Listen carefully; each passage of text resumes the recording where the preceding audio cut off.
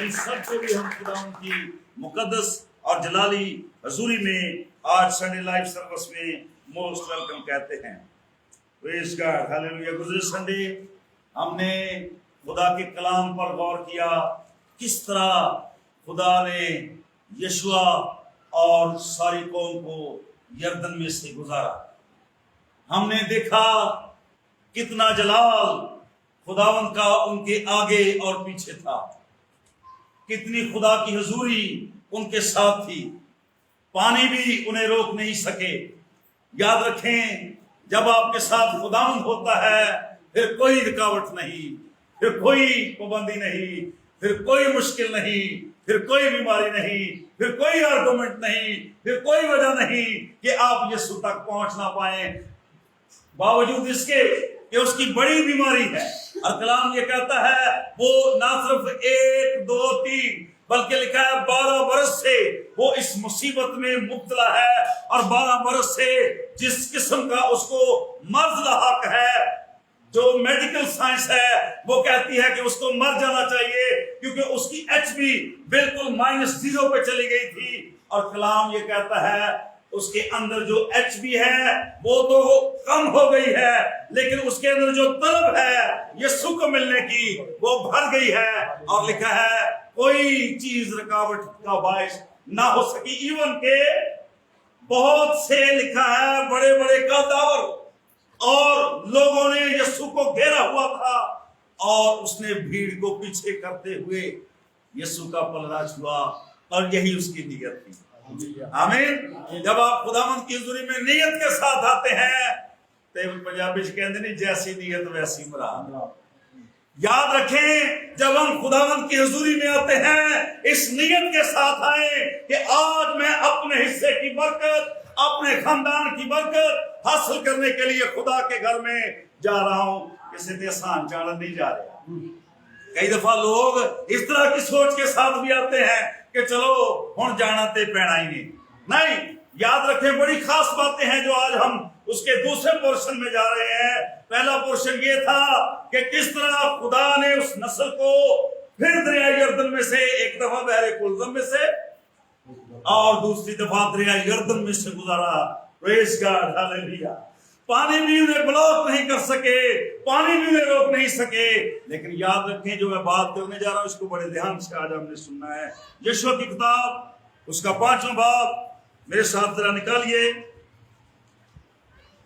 ये शरफ उनको हासिल है कि वो 2 दफा पानियों में से गुजरे, लेकिन आज मैं बड़ी खास बात आपके साथ करने जा रहा हूं। मेरे साथ निकालिए 5वां बाब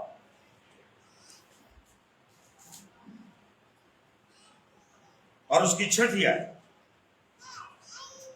प्रेज़ गॉड। इससे पहले मैं उसके जलाल के लिए पहली 2 आयत पढ़वाना चाहता हूं।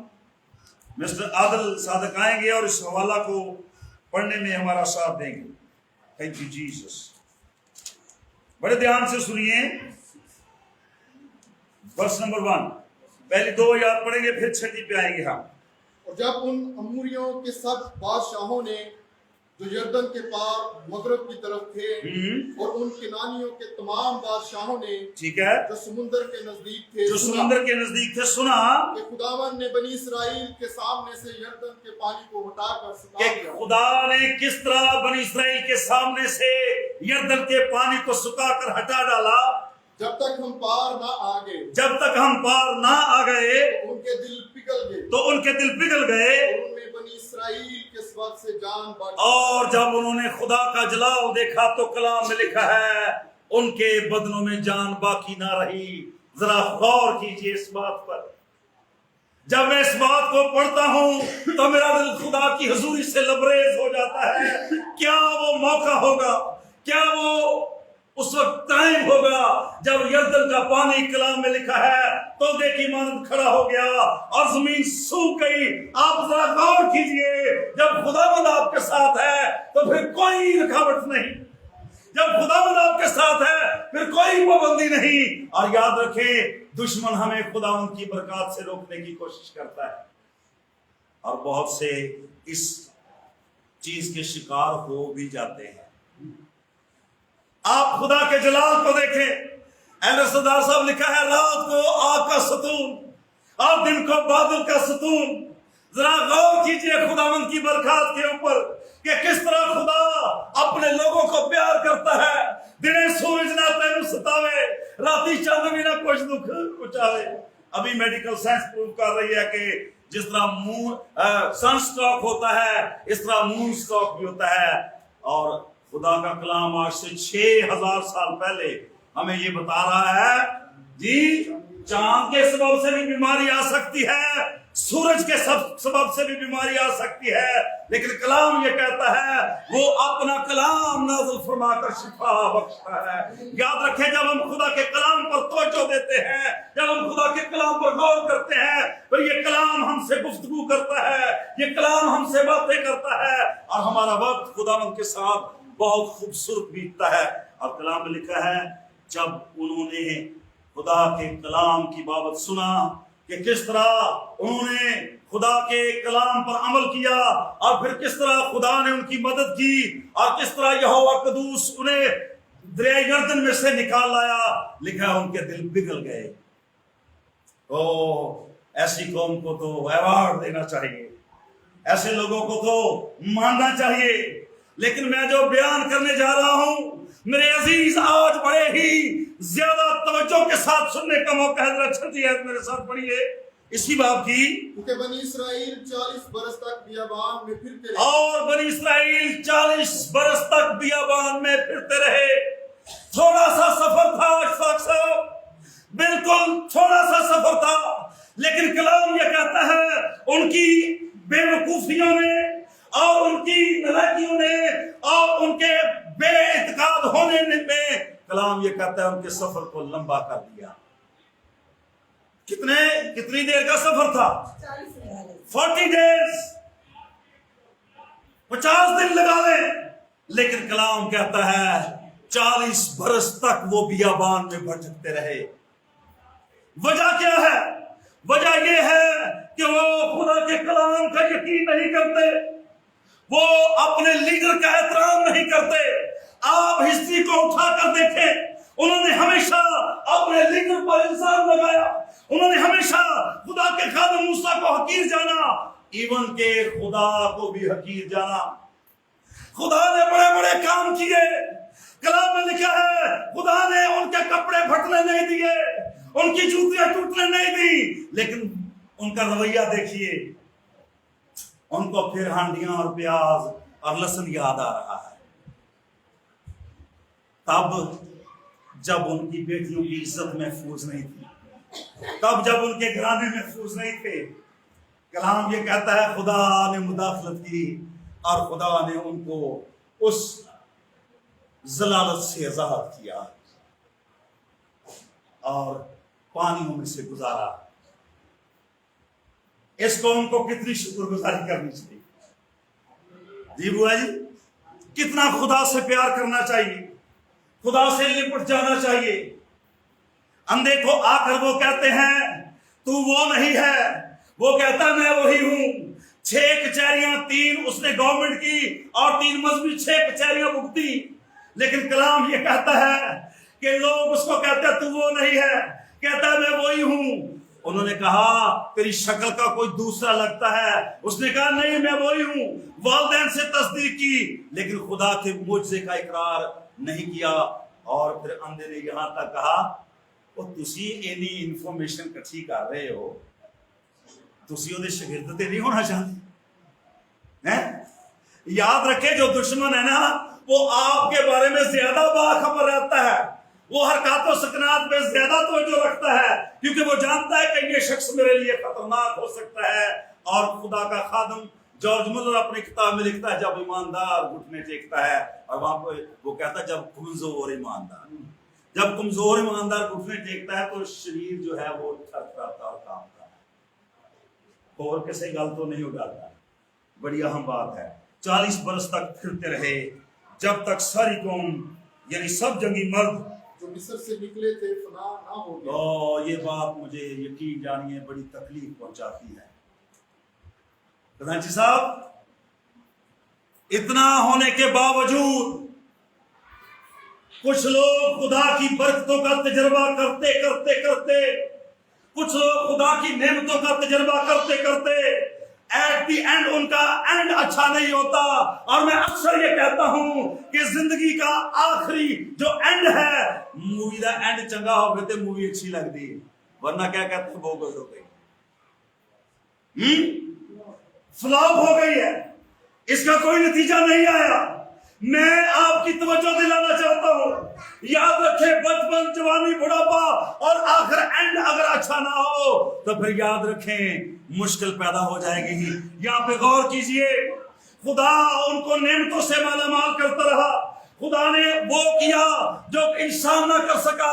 आप गौर करें, ना रोटी पकानी पैंदी सी, ना सब्जी पकानी पैंदी सी। आज मैं जो बीबियां नूं कहना रोटी पानी छड़ दिओ तो कहते भाई साहब जीना कहते 40 डेज 40 दिन तक खुदा का खादम मूसा भूख और प्यास की हालत में रहा, क्या वो जिंदा ना रहा?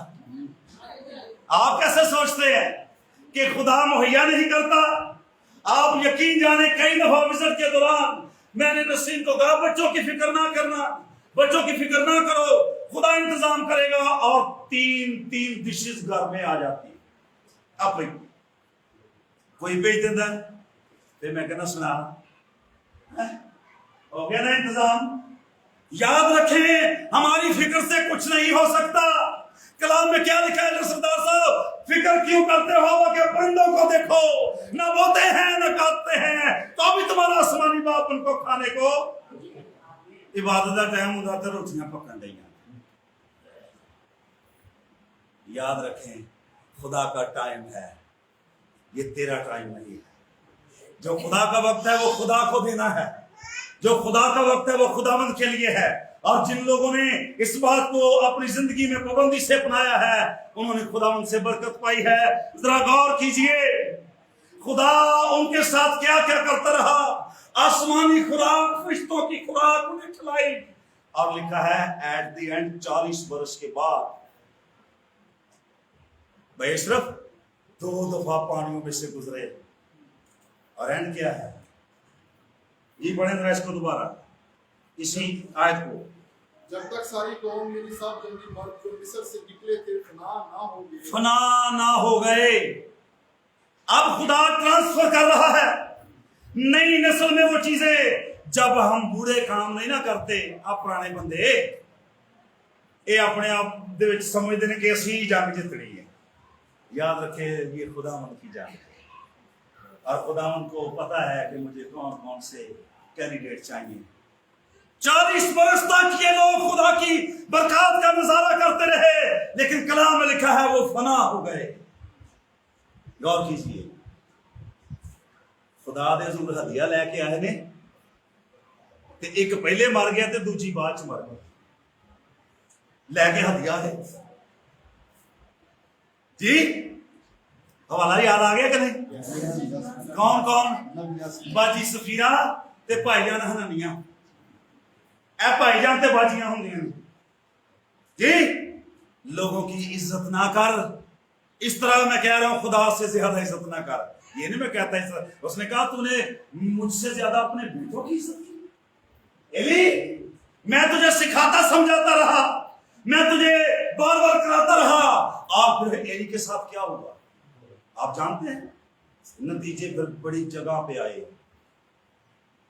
उसकी बहू बेटा जन्ने के बाद मर गई, खुद पछाड़ खा के गिरा, बेटे कत्ल हो गए, तबाही, फैमिली तबाह। याद रखें जब तक हम खुदा उनके कलाम को नहीं पहचानेंगे, गौर कीजिए वो फना हो गए इसलिए कि उन्होंने खुदावंद की बात नहीं मानी थी। याद रखें हर एक गिरजे आने वाला बंदा, ये मैं उन देर कह रहा हूं, खुदा की बादशाही में नहीं जाएगा। सुन ले मेरी बात, हर एक शरीफ आदमी खुदा की बादशाही में नहीं जाएगा। तेरी शराफत लोगों को मुतासर कर सकती है, तेरे पैसे दूसरों को मुतासर कर सकते हैं। खुदा उनको कुछ और चाहिए, खुदा उनकी रिक्वायरमेंट कुछ और है, खुदा उनका दिल किसी और चीज से मुतमिन होता है। क्या कहा खुदा ने? क्या तुम्हारे फरबा, बछड़ों और मेंढों से मुझे नफरत नहीं? वो तो मुझ पर भार है जी, वो मुझ पर, क्योंकि तुम्हारे हाथ खून आलूदा है और तुम कुर्बानियां करते चले जा रहे हो। आप यूं ना ख्याल करें कि हम हदिये चंदे देकर खुदावंद को मुतासर कर लेंगे, ये भी जरूरी है किसी हद तक, लेकिन ये आखिरी हद नहीं है। याद रखें, खुदा को जो चीज चाहिए वो आपका दिल है, वो आपकी जिंदगी है। अगर वो आप खुदा को नहीं दे रहे तो सब कुछ बेकार है। मैं कवर करने जा रहा हूं, बस जरा गौर कीजिए। उन्हीं से खुदावन ने कसम खाकर कहा था, उन्हीं से खुदावन ने कसम खाकर कहा था कि वो उनको उस मुल्क को देखने भी ना देगा जिसे हमको देखने की कसम उसने उनके बाप दादा से खाई। आप मुझे बताएंगे क्यों इतना हार्ड डिसीजन खुदा ने लिया? क्यों इतना सख्त फैसला खुदावन ने किया? क्योंकि उन्होंने खुदावन की बात नहीं सुनी। कहें खुदावन की बात, खुदावन की बात मामूली नहीं है मेरे अजीज। ये खुदावन की बात है, ये पादरी साहब की बात नहीं, ये किसी लीडर की बात नहीं, ये फरिश्तों की बात नहीं, ये खुदावन की बात है। और जब हम खुदावन की बात नहीं सुनते तब हम दुख उठाते हैं, तब हम मुसीबत उठाते हैं। पादरी साहब मैं तो बुढ़ी हो गई हाँ, ऐ मुसीबत चलते हैं, मत्थे ते हाथ भी मारने हैं, मेरी जिंदगी से दुख ही दुख ने। ये दुख क्यों है? इसलिए कि तू खुदावन की बात नहीं सुनता, तो दुनिया की बातों पर कान लगाता है।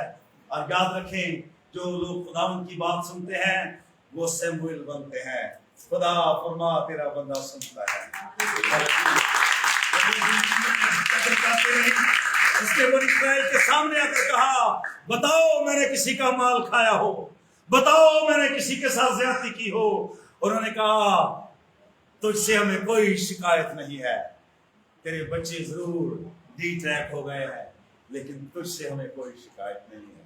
याद रखें, आपने अपना साथ देना है और बच्चों ने अपना साथ देना है, लेकिन साथ देने का क्यों है, हमको साथ देना है कि नहीं है? जिस तरह खजानची साहब ने कन्वेंशन का साथ दिया, इस तरह हमें भी साथ देना पड़ेगा। और याद रखें, जो खुदा के हुजूर हिसाब किताब में पूरे उतरते हैं, क्या लिखा है? उसने बड़ा सच कहा कि मुझे बताया जाए कि दीवार पर क्या लिखा है। दुनिया के मुबस्सरीन मुफस्सरीन सारे इकट्ठे कर लिए, अक्लमंद बड़े बड़े कलाम में लिखा है। उसने सारे ही लोगों को, जादूगरों इवन के जो गैबीन का इल्म रखने वाले थे, उनको भी इकट्ठा किया और कहा कि बताओ कि ये क्या लिखा है। उन्होंने कहा साड़ी समझ नहीं आ रहा है। एक शख्स दस सकता है जिस पर खुदा की हिकमत और खिर्द की रूह ठहरती है। बस सुबह उठ के खुदावंद को अकल मुहैया करो, खुदावंद हमें अकल दे। हम अपनी कम्युनिकेशन से, अपनी बातों से अपने बच्चों पर कभी गालिब नहीं आ सकते, ना उनको समझा सकते हैं। अब खुदावंद की अकल जब हम में दाखिल होती है, फिर हम उनको कायल कर सकते हैं। उन्होंने कहा ओ अकलमंद जी ते है किथे है, बताया मुझे कहाँ था वो? कैद में था, वो जेल च सी यार, लेकिन याद रखें जेल में भी खुदा की रूह उस पे है। हालेलुया, आमीन। याद रखें, खुदा आपके लिए हर जगह पे आने के लिए रेडी है। जरा पुकार के तो देखें, लिखा है रात का वक्त और आधी रात का वक्त, लिखा है पांव काठ में ठुके हुए, पांव से खून जारी, और कलाम ये कहता है वो खुदा की हम के गीत गा रहे थे, और लिखा है बड़ा बोलचाल आया, कैद खाना की नींव हिल गई, और लिखा है बंद दरवाजे, मेरे साथ कहें बंद दरवाजे खुल गए।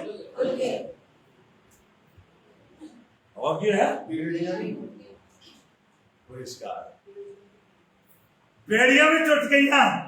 कहो बेड़ियां भी टूट गई। Praise God, hallelujah. याद रखें, जब खुदावन के कलाम की हम पैरवी करते हैं, फिर हम फना नहीं होते, फिर हम नजारा करते हैं। और कलाम में लिखा है, फिर खुदा ने ट्रांसफर कर दिया और दूसरी जनरेशन को कहा कि अब तुम्हें जाना होगा। जरा आगे चले आइए।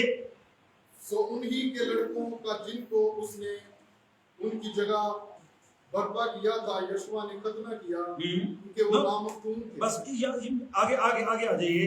10वीं आयत, और बनी इस्राएल ने जलजाल में डेरे डाल लिए, और उन्होंने यरू के मैदानों में उसी महीने की 14वीं तारीख को शाम के वक्त ईद फसह मनाई। ठीक है। और ईद फसह के दूसरे दिन उस मुल्क के पुराने अनाज की बेखमीरी रोटियां। 13वीं आयत, और जब यीशुआ यरू के नजदीक था तो उसने अपनी आंखें उठाई, उसने अपनी आंखें उठाई और क्या देखा, और क्या देखा, उसके मुकाबले एक शख्स, उसके मुकाबले एक शख्स खड़ा है, हाथ में अपनी नंगी तलवार, हाथ में अपनी नंगी तलवार लेकर खड़ा है। और यीशु ने उसके पास जाकर उससे कहा, और यीशु ने उसके पास जाकर कहा, तू हमारी तरफ है, तू हमारी तरफ है या हमारे दुश्मनों की या तरफ? दुश्मनों की तरफ? उसने कहा, नहीं, बल्कि मैं उस वक्त खुदावन के लश्कर का सरदार होकर आया हूं। मैं खुदावन के लश्कर का सरदार होकर आया हूं। यस। तब यशुआ ने जमीन पर सरनगू होकर सिजदा किया, तब यीशु ने जमीन पर सरनगू होकर उसको सिजदा किया और उससे कहा, मेरे मालिक, हालेलुया। अपने खादम से क्या इरशाद है? अब अपने खादम से फरमा कि वो क्या करे। यस। और खुदावन के लश्कर के सरदार यशुआ से कहा कि तुम अपने पांव से अपनी जूती उतार दे। हिस्ट्री रिपीट हो रही है। यही उसके उस्ताद के साथ हुआ था जब उसने खुदावन को देखा था। झाड़ी जल रही है पर भस्म नहीं होती। हालेलुया। ये खुदावन की आग है जो आपको जलाती है पर भस्म नहीं होने देती। ये वो आग है जो तेरा नुकसान नहीं करती, स्किन वैसी की वैसी रहती है। और कलाम में लिखा है, और उसकी तबई कुव्वत मरते दम तक कायम रही, और वो ज़ईफ और बूढ़ा हो गया और अपने लोगों में जा मिला। याद रखें, एंड अच्छा होना चाहिए। बदबख्ती देखिए, खुदा उनकी बरकतें, नेमतें बहरे कुलज़म से गुजरे, दरिया यर्दन से गुजरे, पर एंड क्या हुआ बेटे? वो फना हो गए। आज भी कुछ लोग खुदा की बरकतों से महरूम रह जाते हैं और कलाम को यकीन नहीं करते। और यहाँ पर खुदा ने यीशु से कहा, अब नई नस्ल के सुपुर्द है ये चीजें, और तुझे करना क्या है? जरा गौर करने वाली बात है, क्योंकि ये जगह जहां तू खड़ा है मुकद्दस है। यस। 6 बाब की अब चेंज होने लगा है, बस 3-4 मिनट और हमें चाहिए। और यरूबन इस्राएल के सबब से नहायत मजबूती से बंद था, और ना तो कोई बाहर जाता और ना कोई अंदर आता। याद रखें, पुराने लोगों के लिए भी रुकावटें थी और अब नई नस्ल के लिए भी रुकावटें हैं। ये टिकटॉक बड़ी रुकावट है, यकीन जानिए वक्त का ज़िया। ये मूवीज बड़ी रुकावट है। अब गौर करें, बहरे कुलज़म पानियों की रुकावट खुदा ने दूर कर दी। ये पुरानी नस्ल की बात है, अब नई नस्ल है। और आगे क्या है? यरू की दीवारें हैं, मोटी मोटी दीवारें। पर गौर कीजिए, अब ट्रेंड चेंज होने जा रहा है। खुदावन ने यशुआ से कहा, खुदावन ने यीशु से कहा, देख, मैंने यरू को और उसके बादशाह और जबरदस्त सूरमाओं को तेरे हाथ में कर दिया है। ठीक है। तो तुम सब जंगली मर्द शहर को घेर लो, शहर को घेर लो, और एक दफा उसके चगिर्द गश्त करो। स्ट्रेटजी चेंज हो रही है, हालात बदलने वाले हैं, क्योंकि अब जो लीडर है उसको खुदा और अंदाज से गाइड कर रहा है। मेरी बात को बड़े ध्यान से सुनिएगा।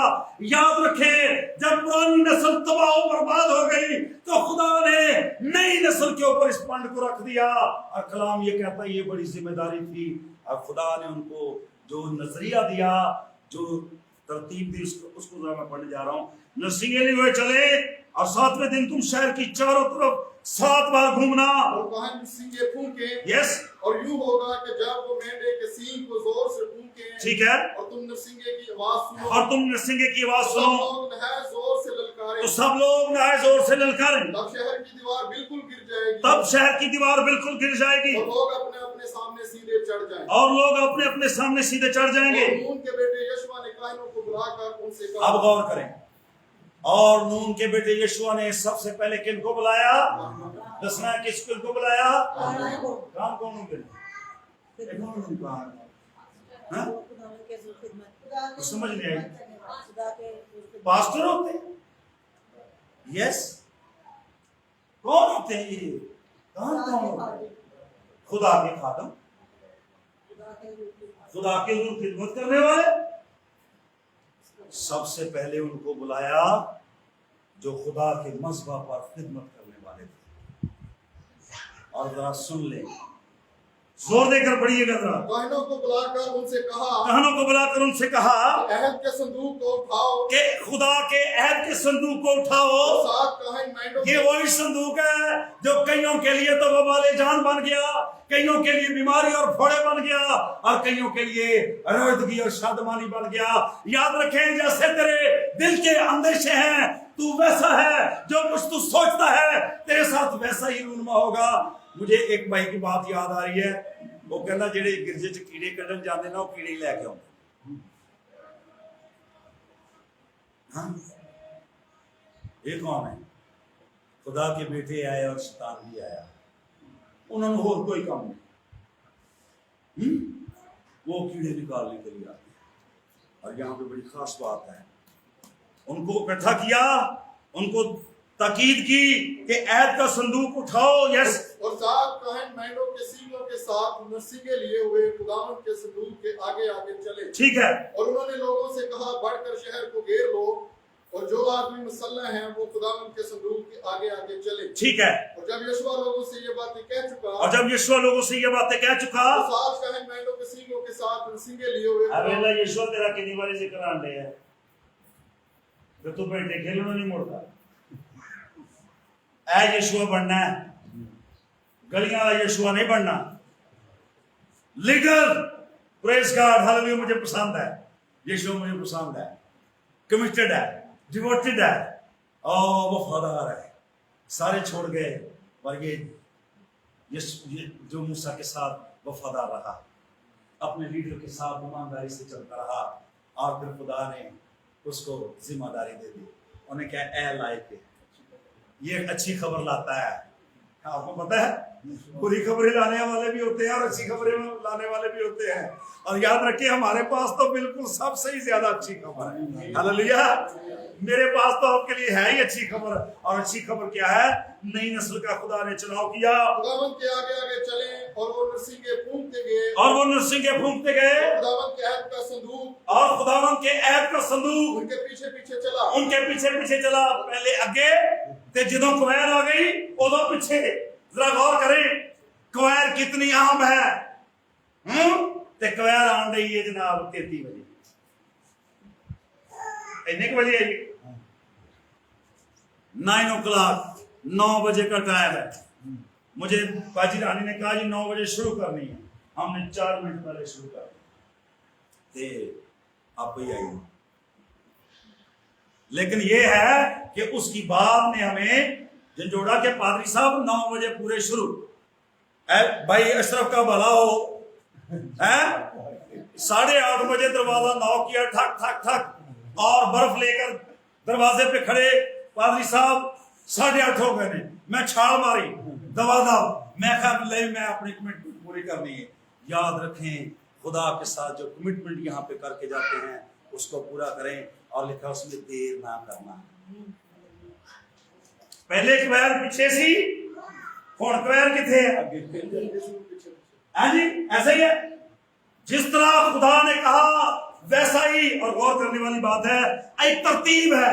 नवी नस्ल में दसना जाना के तरते खुदा भरोसा करता है। मैं शुक्रगुजार हूँ बिस्मत के लिए कि अब रेगुलर वो संडे चर्च में आ रही है। हालेलुया, जोरदार ताली बजाइए। बावजूद इसके कि वो ब्यूटी पार्लर पे काम करते, एक बहुत ही ज्यादा इन दिनों में बिजी शोबा है, इसमें टाइम निकालना खुदावंद के लिए। याद रखें, जो खुदावंद का वक्त खाते हैं, खुदा कभी उनको वक्त को संभाला माल नहीं करता।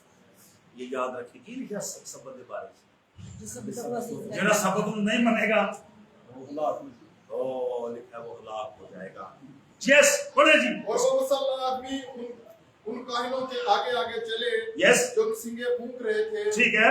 और दुंगला संदूक के पीछे पीछे चला, ठीक है। काहिन चलते चलते सिंगे फूंकते जाते थे। यस। यीशुआ ने लोगों को ये हुक्म दिया, अब यीशुआ ने लोगों पहले उन्हें क्या ललकारना है, हुण जरा तरतीब सुनियो।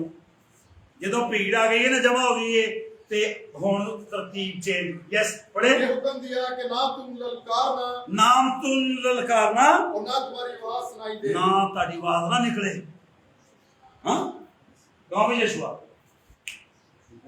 ताड़ी आवाज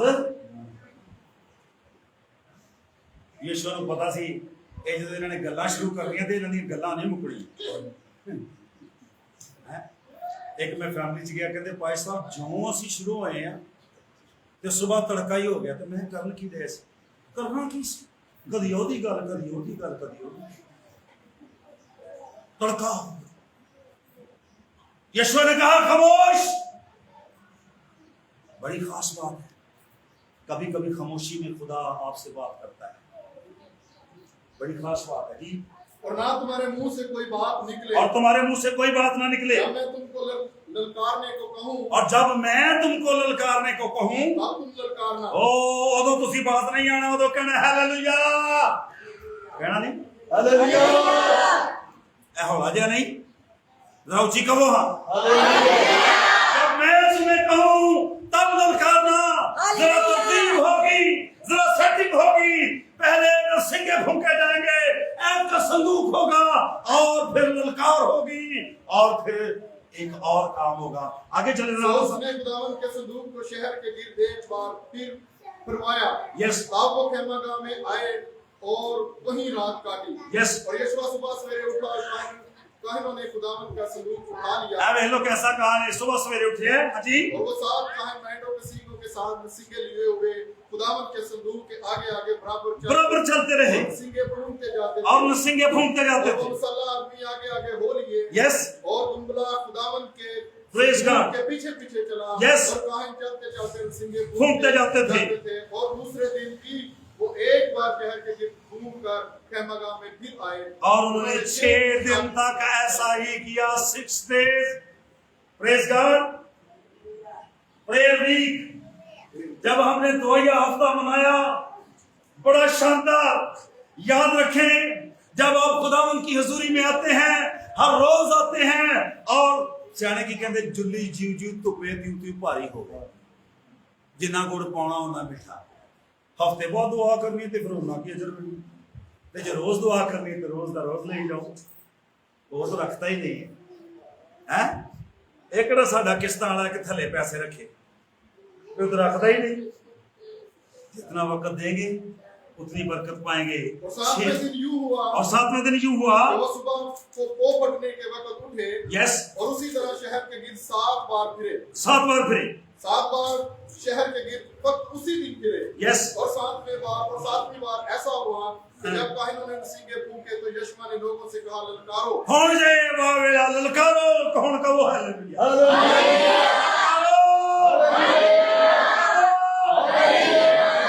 दुश्मन खुदावन की ललकार से घबरा जाता है और बच जाता है। क्या लिखा है, दुश्मन का मुकाबला भाग जाएगा। और फिर लिखा है, यीशु ने कहा हुण गल बन गई, ललकारो ते हुण वेखो हुण। यस, खुदावन ने ये शहर तुमको दे दिया है। और खुदावन ने ये शहर तुमको दे दिया है। और वो शहर और जो कुछ उसमें है सब खुदावन की खातिर निस्त होगा, निस्त हो जाएगा। Praise God. अब कोई रुकावट नहीं। क्यों? नई नस्ल ने जिम्मेदारी वफादारी ना संभाल ली। याद रखिए, चर्च के अंदर छोटी जिम्मेदारी हो या बड़ी जिम्मेदारी, अगर आप इसको जिम्मेदारी नहीं समझेंगे तो खुदा भी जिम्मेदारी नहीं निभाएगा। इस बात को ज़हन में रखें। और खुदा उनके लिए कोई रुकावट नहीं है। वो कलाम में लिखा है, वो बच्चों के मुंह से कुदरत को कायम करता है। ये दूसरा पोर्शन था जो कुछ हमने पिछले एतवार सुना, ये उसका दूसरा हिस्सा था। खुदा आज भी अपने लोगों के लिए दरियाई अरदन को 2 हिस्सों में तकसीम करने की ताकत रखता है। खुदा बदल गया है? क्यों बहन? खुदा कभी नहीं बदलता, बंदा बदल जाता है। जो ब्याह करता है उदों बड़ियां तसलियां देता, फिर थोड़ा जाके चल के बदल जाता। बीबियां बड़ी खुश हो रही कि भाई साहब साढ़े अच गया। बीबियां भी कई बार बदल जाती हैं, हुण नहीं खुश हो रही। दोहरी अंजीर सुना रहा हूं है, लेकिन खुदा नहीं। 36,500 के ऊपर वादे खुदा उन सब पर कायम है। आइए खुदा उनसे वो वादा करें जो हम निभा सकते हैं। खुदा हमें इस खिलाफ से बचा। आमीन।